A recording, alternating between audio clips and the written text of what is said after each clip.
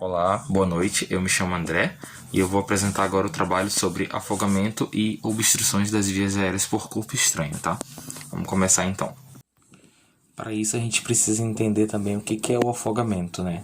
O afogamento ele é a entrada de líquidos nas vias aéreas, causado por invasão na traqueia, brônquios ou até mesmo pulmões, tá?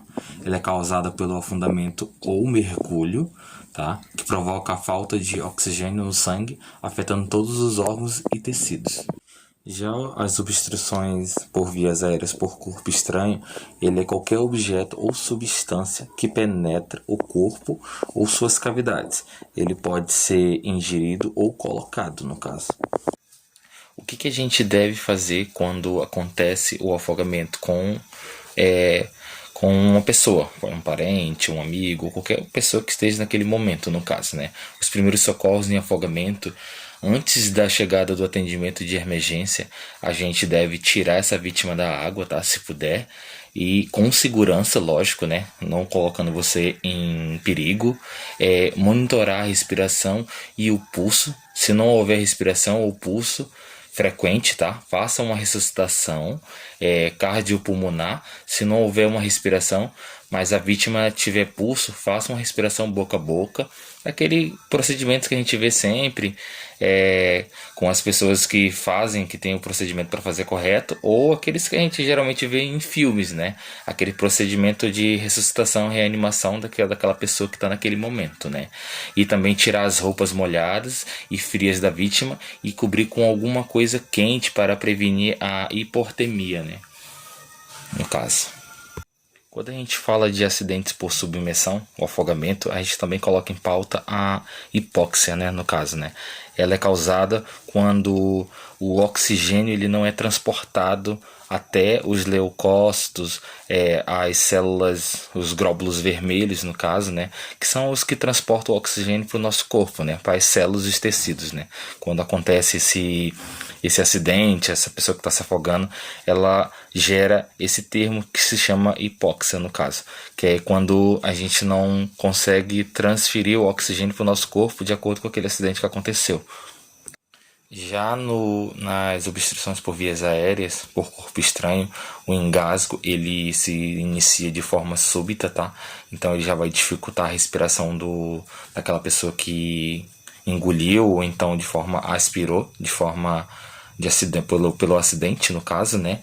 Onde então esse corpo estranho ele vai se posicionar entre a laringe e a faringe, onde ele vai poder ocorrer de forma ou parcial ou total. Vamos falar também em questões do suporte básico de vida no afogamento. A capacitação da população ela serve para salvar vidas, no caso, né? E como a gente deve distinguir os casos, no caso? Existem dois, no caso. Para vítimas conscientes, o recomendável, como eu falei lá no início do vídeo, é conduzir essa pessoa para um local seguro, em segurança, fora da água, sem colocar você também em risco, né? Dar um posicionamento em decúbito lateral direito e promover a permeabilidade das vias aéreas, aonde você vai favorecer a saída da secreção, da água que entrou, no caso, né? Já em questões das vítimas inconscientes, a gente tem que conduzir ela rapidamente para fora da água, né? Posicionar ela em decúbito dorsal e checar também os sinais vitais dela, tá? Se ela estiver inconsciente, no caso, chamar ela em voz alta para ver se ela desperta ou algo do tipo, para poder promover a abertura das vias aéreas, no caso. Ver e ouvir e sentir também é uma das identificações primordiais, tá? No caso, em questão de identificar essa pessoa, se ela tá inconsciente ou consciente, no caso, tá, gente? Quando a gente fala do suporte básico de obstruções aéreas por corpo estranho, eu dou uma ênfase bem grande na manobra de Hamilton, né, no caso.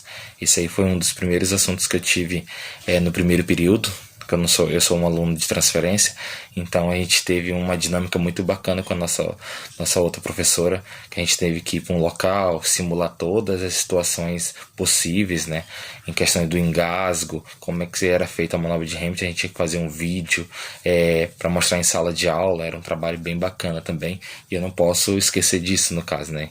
A manobra de Hamilton, ela é fundamental para salvar vidas em questões de engasgo por corpo estranho, né? Eu vou falar um pouquinho da obstrução por corpo estranho em bebês, no caso, né? A gente coloca o bebê de bruços, apoiado no antebraço e com a cabeça virada para baixo, né? E então, em 5 tapinhas no meio das costas e entre os ombros, não muito forte, né? Até ela desengasgar, no caso. Vamos falar também em questões do suporte básico de vida no afogamento. A capacitação da população, ela serve para salvar vidas, no caso, né? E como a gente deve distinguir os casos, no caso? Existem 2, no caso. Para vítimas conscientes, o recomendável, como eu falei lá no início do vídeo, é conduzir essa pessoa para um local seguro, em segurança, fora da água, sem colocar você também em risco, né? Dar um posicionamento em decúbito lateral direito e promover a permeabilidade das vias aéreas, aonde você vai favorecer a saída da secreção da água que entrou, no caso, né? Já em questões das vítimas inconscientes, a gente tem que conduzir ela rapidamente para fora da água, né? Posicionar ela em decúbito dorsal e checar também os sinais vitais dela, tá? Se ela estiver inconsciente, no caso, chamar ela em voz alta para ver se ela desperta ou algo do tipo, para poder promover a abertura das vias aéreas, no caso.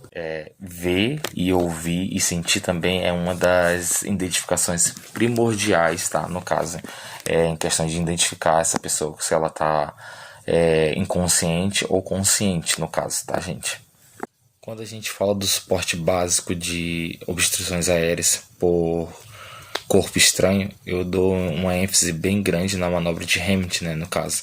Isso aí foi um dos primeiros assuntos que eu tive no primeiro período, que eu sou um aluno de transferência, então a gente teve uma dinâmica muito bacana com a nossa outra professora, que a gente teve que ir para um local, simular todas as situações possíveis, né, em questão do engasgo, como é que era feita a manobra de Hamilton, a gente tinha que fazer um vídeo para mostrar em sala de aula, era um trabalho bem bacana também, e eu não posso esquecer disso, no caso, né.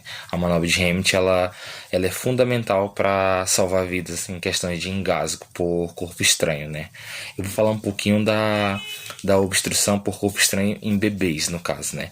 A gente coloca o bebê de bruços, apoiado no antebraço e com a cabeça virada para baixo, né. E então, em 5 tapinhas no meio das costas e entre os ombros, não muito forte, né, até ela desengasgar, no caso. Já a manobra de Hamilton em crianças a partir de 2 anos, a gente deve se posicionar atrás dela, tá? Sendo que ela fica em pé e a gente de joelho, porque a gente é maior do que ela, no caso, né? Então a gente deve abraçar essa criança e apoiar uma mão fechada, no caso, tá? Na altura do estômago e em outra mão aberta, apoiando ela, no caso, tá? Só uma mão fechada, tá? Então, a gente deve pressionar com força moderada a barriga da criança para dentro e para fora, ao mesmo tempo, tá? Até o corpo estranho ser retirado, no caso. Já a manobra de Hamilton em adultos, a gente deve pegar nossa mão dominante, fechar um punho, colocar outra mão sobre ela para apoiar, no caso, e a gente tem que se posicionar atrás da pessoa que está engasgada, colocar acima do umbigo dela, entendeu? E fazer compressas rápidas, tá? E firmes para dentro e para fora até o objeto estranho sair, no caso. Caso ele não saia, a gente tem que repetir essa manobra até a desobstrução, ou até o paciente perder a consciência, tá?